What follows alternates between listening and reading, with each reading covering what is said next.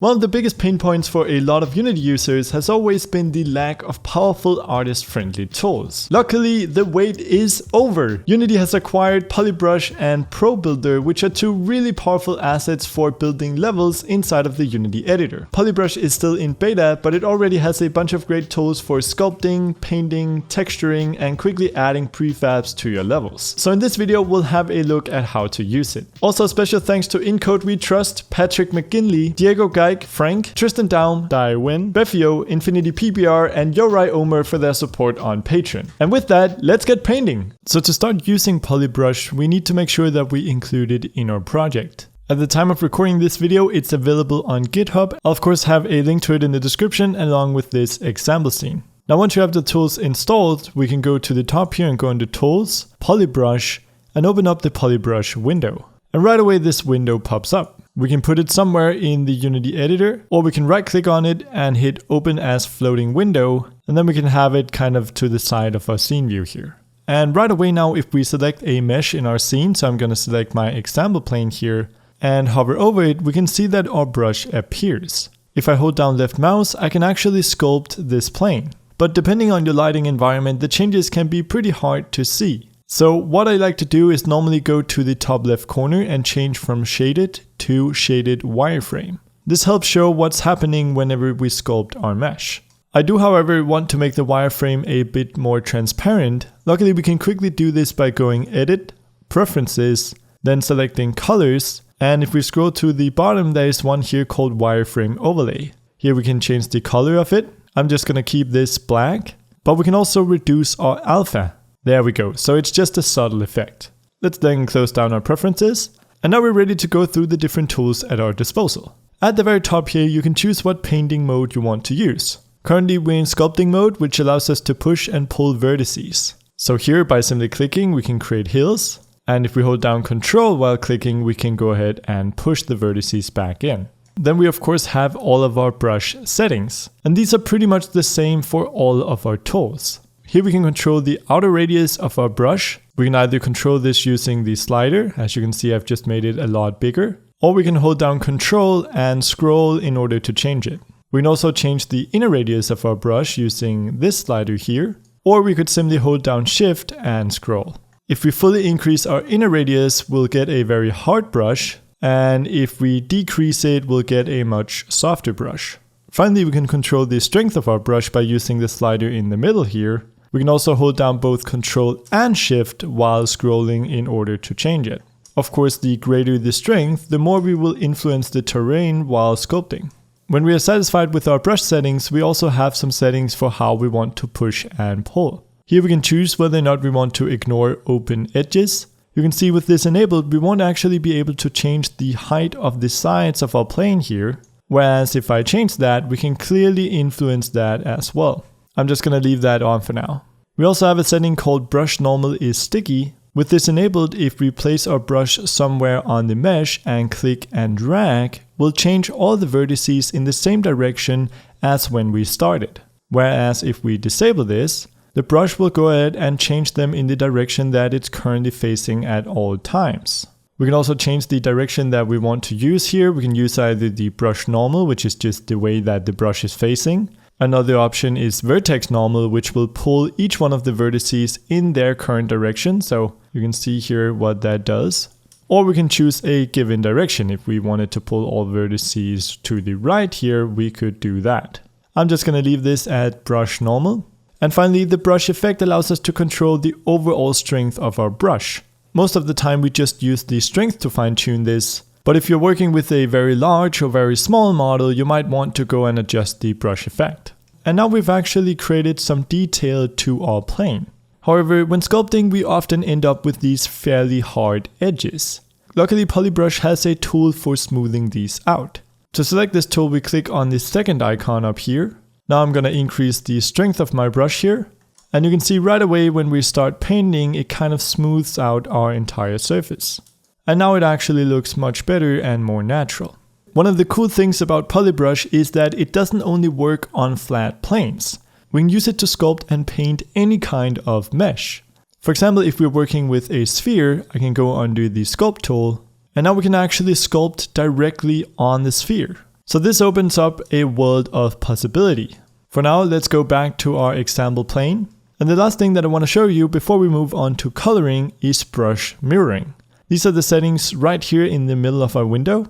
This of course allows us to mirror changes over a certain axis. Say we wanted to mirror on the X, I'm going to select X here. And now whenever we paint, we do so on both sides of the plane. In fact, we can mirror on multiple axes at once. If we select both X and Z here, you can see that Polybrush will automatically paint on both axes. So that's pretty cool. Now the third tool here is used for painting vertex colors. Of course, in order to see our painting, we need to make sure we have a material applied to our object that supports vertex colors. Right now it's notifying us down here that we don't. So I'm going to select my material that I currently have applied here. I'm going to go to the top to change the shader. I'm going to go and do Polybrush. Here we have a bunch of different shaders available. You can read more about what each one does in the documentation. In my case, I'm just going to select diffuse vertex color. Now right away our plane turns white. I'm going to select it again. And now when we hover over it, we can see that we can actually paint with this green color. So I'm going to go ahead and paint the hills green here. We can control the color at the bottom here. So I'm going to go and find some kind of brown. And if you find a color that you like, you can always hit the plus sign in order to add it to the palette. And if you make a palette that you want to save, you can always go to where it says default and create new palettes with different colors in each one. In fact, we can do the same thing with our brush settings. So if we really like the configuration of the brush, we could go to the top here and add new brushes. And you can always press this button here to save your current settings. So now I'm going to increase the strength of my brush here and I'm going to paint in some brown. And finally, I'm going to select a light blue and I'm going to decrease the size of my brush and paint that in down here. I'm also going to go in here and add a tiny bit of detail with the green. And I'm going to do the same thing with a light orange. So now we have something that somewhat resembles some kind of island-like structure. I will have to excuse my artistic talent here, but I hope you get the idea. Under our paint settings, we can also change from brush mode into fill. If we increase the strength here to 1, you can see using fill, we can paint directly on top of vertices without any kind of smoothing. And we can also change to flood, which is going to affect our entire mesh. Then the next tool in the list is the Paint Prefabs tool. We use this for easily distributing prefabs over our level. This is great for adding lots of smaller detail pieces such as foliage, which can take painfully long if you do it by hand. Here we have all the standard brush settings, and then at the bottom here we have a place where we can drag in prefabs. So I've gone ahead and prepared 3 rock variations that we can use. So I'm just going to drag them in one by one, and we can see them displayed here. We can then select one of them. I'm going to select the one in the middle, and we should then be able to paint these on top of our model. I think the density is currently way too much, so I'm going to undo this, and I'm definitely going to decrease the strength of my brush, and now we're painting much fewer onto the environment. Another neat feature is that we can place multiple rocks at once by holding down Shift and selecting more of them,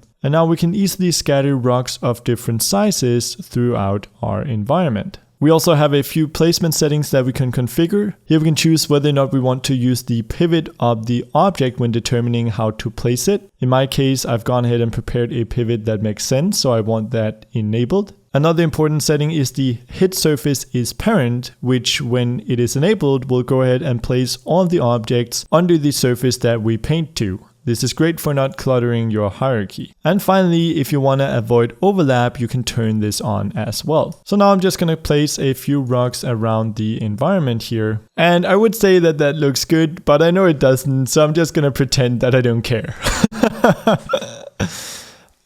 And the final tool that we have at our disposal is the Texture Paint tool. If we select this, we get another warning saying that our material currently doesn't support it. So let's again go to our plain material. We'll then go to the top here and go and do Polybrush. And let's select Standard Texture Blend. Here we can give it some different textures to use. For the base color, I'm just going to choose the grass. Then as texture 1, I'm going to select dirt. Texture 2, I'm going to select the ground texture that I have. And for texture 3, let's go ahead and choose sand. If we then go and select our Polybrush tool and select the example plane, we can actually see the different textures that we have to choose from. I'm gonna select the grass here, increase the strength to 1, as well as bump up the size of our brush. Then I'm gonna change to the flood tool and I'm gonna select the model to make everything grass. I think this will act as a nice base. We then go and select our second texture. I'm gonna go back to the brush tool. Now I want to place this on the sides here.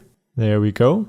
I'm also going to select the ground texture here. Let's place that in the middle. Let's also try and grab the sand texture. I'm gonna decrease the strength of the brush and the radius. I'm gonna try and paint this in to kind of smooth out the texture transition here, as well as down here. So once again, I know this is not pretty, but we've actually managed to both sculpt, smooth, paint, detail, and texture an object in a matter of just minutes. So I think this tool is really cool, and I'm definitely looking forward to seeing what you guys will make of it. Hopefully you are better artists than I am. In fact, if you make something cool using this tool, make sure to share it with me on Twitter at @BrackeysTweet. And the final thing that I wanted to mention is that if we go to the very last button here, there are a bunch of general settings that you can configure. So if you're using the tool a lot, definitely experiment with these to best suit your workflow. That's pretty much all I wanted to cover in this video. Now I expect a lot of this stuff is going to change over the next few months as the asset is being rapidly worked on, so definitely stay tuned for that. Also let me know if you would like to see a tutorial on Pro Builder as well. On that, thanks for watching and I will see you in the next video. Thanks to all of the awesome Patreon supporters who donated in February, and a special thanks to Incode We Trust, Patrick McGinley, Diego Geik, Frank, Tristan Down, Diane Guyan, Beffy O, Infinity PBR, Yorai Omer, Hans Hoftoon, Cyborg Mummy, Derek Heemskirk, Faisal Marify, Beardo Die, Double Tap 45, James P, J Delay, Superman the Great, John Beauregard, Dennis Sullivan, Jason Latito, Alex Rikitsky, Björn Fudoknap, Svetlin Svilenov, Jin, Sasha Hopstein, Sune Jakobsen, Gregory Pierce, James Rogers, Robert Bund, Judaman, Rob Fern, and Erasmus. Whew. You guys rock.